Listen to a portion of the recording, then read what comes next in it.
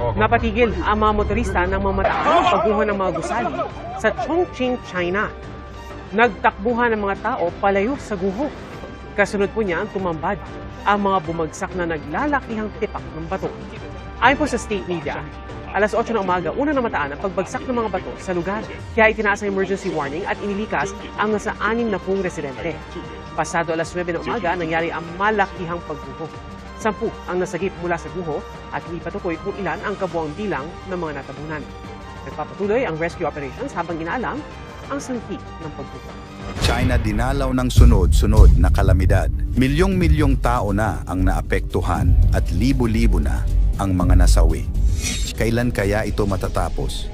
Ito ba ay karma at paghihiganti o sadyang nagkataon lamang sa bansa? China, ang bansang kumakawawa sa ibang mga bansa. Kalikasan na yata ang gumagawa ng paraan upang ipaghiganti ang mga biktima nito. Ano-anong mga sakuna ang tumama sa China? At matatapos pa kaya ang pasunod-sunod na pasakit na nararamdaman ngayon ng China? Number 1, dam failure. Halos 6,000 katao ang napilitang mag-evacuate sa probinsya ng Hunan noong July 6. News agency na Xinhua noong Biyernes ng hapon nagkaroon ng problema sa Dongting Lake. Ang lawa na ito ay tinaguriang ikalawa sa pinakamalaking freshwater lake ng China. Ang rupture sa lawa ay may lawak na 226 meter, 740 feet, na nagtulak sa mga autoridad para ilikas ang nasa 5,700 na residente. Dahil sa pangyayari, mabilis na kumalat ang balita at mabilis na kumalat ang mga litrato at video na nagpapakita kung gaano kalala ang naging pinsala ng dam failure na ito. Makikita sa mga ito kung gaano inanod pati ang mga malalaking truck at sasakyan at pagbaha sa mga kabahayan. Umaksyon naman agad si Xi Jinping at nananawagan sa agarang pagkakaayos at pag-agap sa sitwasyon. Ayon dito, ang sitwasyong ito ay kinakailangan ng all-out rescue at relief efforts para maprotektahan ang mga tao at ang mga ari-arian nito. Ang rehiyon ng Hunan ay tirahan ng mahigit nasa kalahating milyong populasyon.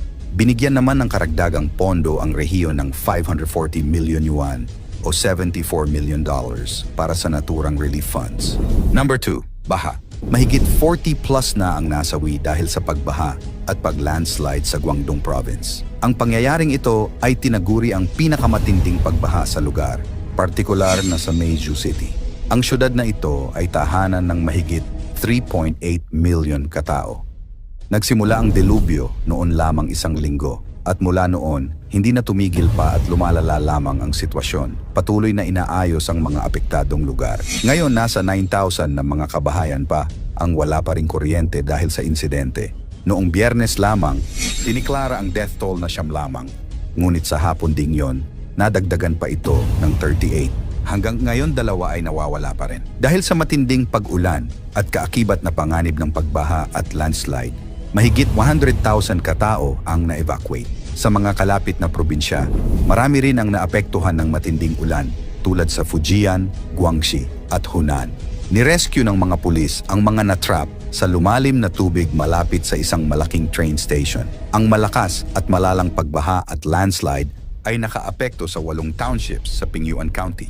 Pangatlo, highway collapse. Hindi na tinitigilan ng sakuna ang China nitong nakaraang buwan lamang ng Mayo. 48 katao ang nasawi dahil sa pag-collapse ng 60-feet segment ng isang expressway sa Guangdong Province. Ito ay bumigay dahil sa pasunod-sunod na malalakas na ulan sa lugar. Nasa 23 na mga sasakyan ang nakuha mula sa pag-rescue at 30 sa mga tao ang nasugatan.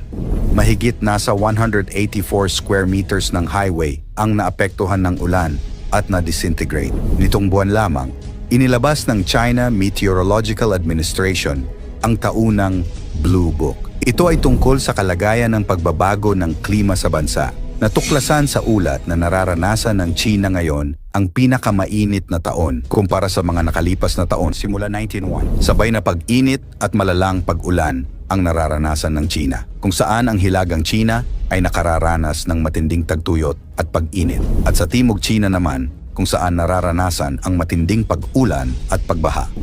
4. Buhawi. Sa bahaging silangang China naman, 5 tao ang nasawi at halos 100 katao ang sugatan ng tamaan ng buhawi ang lugar. Makikita sa video kung gaano pumalo ang buhawi sa syudad nito. Dahil sa lakas ng buhawi, Natanggal nito ang mga bubong sa mga kabahayan at natanggal ang mga kakahuyan.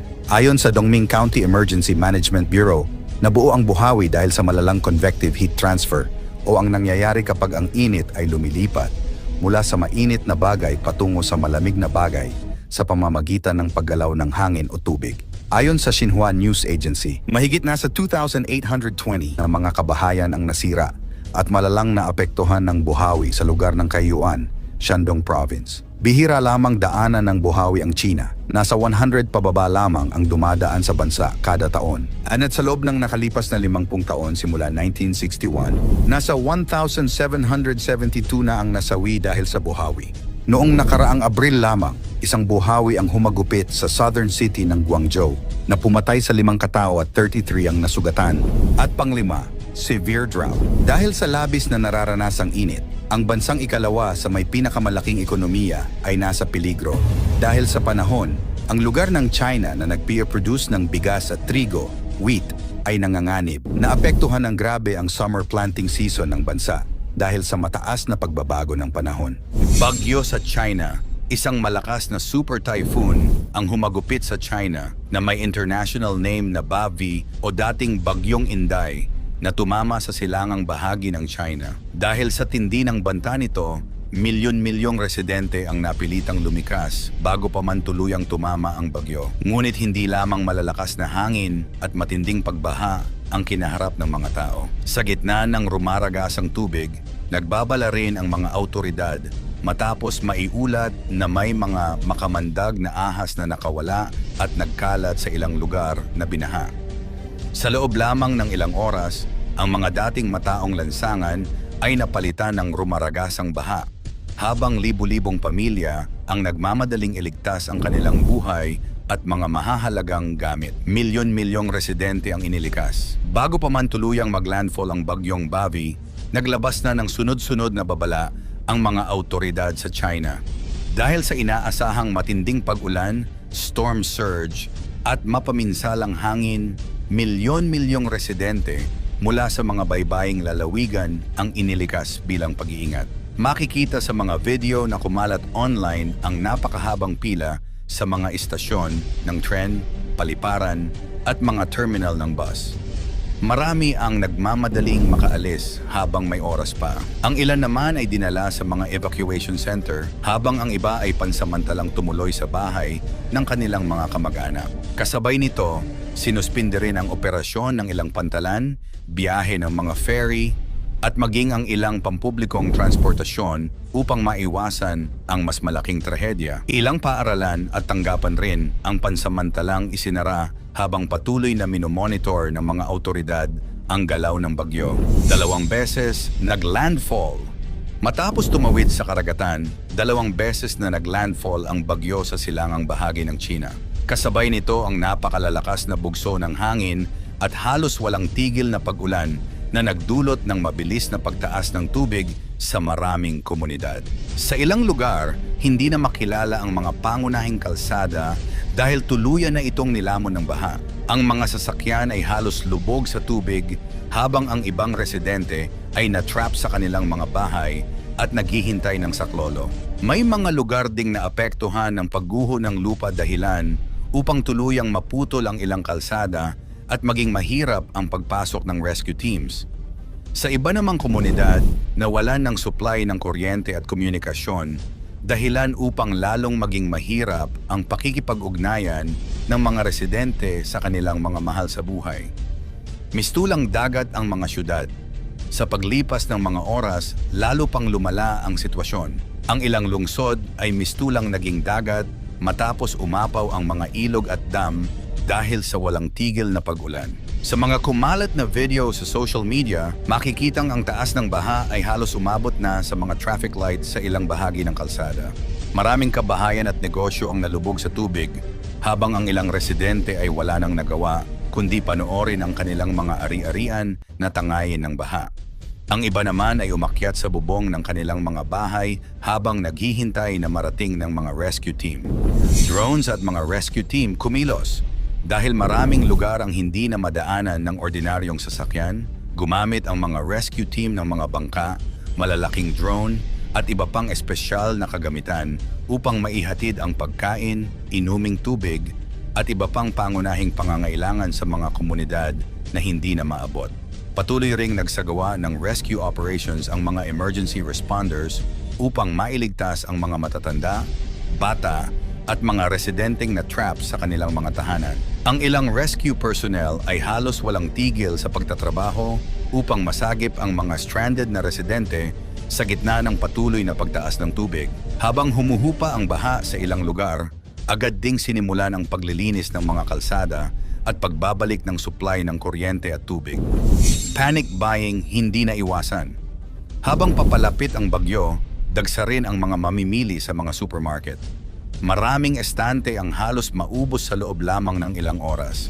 Kabilang sa mga unang naubos ang delata, instant noodles, bottled water, tinapay, itlog, karne, at iba pang pangunahing pangangailangan. Ayon sa ilang ulat, tumaas ng malaki ang dami ng mga online orders habang naghahanda ang mga residente sakaling mawala ng kuryente o maputol ang supply ng tubig sa loob ng ilang araw. Gayunman, tiniyak ng mga lokal na awtoridad na sapat ang supply ng mga pangunahing bilihin at hinikayat ang publiko na iwasan ang labis na pag-iimbak. Gayunpaman, marami pa rin ang piniling maghanda ng karagdagang pagkain, gamot, flashlight, power bank, at iba pang emergency supplies bilang pag-iingat. Mga makamandag na ahas, nagdulot ng pangamba. Ngunit habang unti-unting humuhupa ang baha sa ilang lugar, isa pang nakakagulat na problema ang lumitaw. Nagbabala ang mga awtoridad matapos maiulat na may mga ahas na nakawala mula sa mga snake farm na naapektuhan ng pagbaha. Dahil inanod ng rumaragasang tubig ang ilang pasilidad, may mga ulat na nakitang gumagapang ang mga ahas sa mga kalsada, bakuran, at maging sa ilang kabahayan. Dahil dito, pinayuhan ang mga residente na huwag basta lumusong sa baha at agad na tumawag sa mga awtoridad kung makakita ng anumang mapanganib na hayop. Nagtalaga rin ng mga rescue at animal control teams sa ilang lugar upang mahuli ang mga nakawalang ahas at maiwasan ang posibleng sakuna. Bukod sa mga ahas, nagbabala rin ang mga opisyal tungkol sa iba pang panganib na maaaring dala ng malawakang pagbaha, kabilang ang kontaminadong tubig, pagkalat ng mga sakit at panganib ng landslide sa mga bulubunduking lugar. Sa ganitong mga sitwasyon, napakahalaga ng maagap na paghahanda, pakikinig sa mga opisyal na babala at mabilis na pagtugon ng mga rescue team upang makaiwas sa mas malaking trahedya. Sa iyong palagay, handa ba ang anumang bansa sa ganitong kalaking sakuna?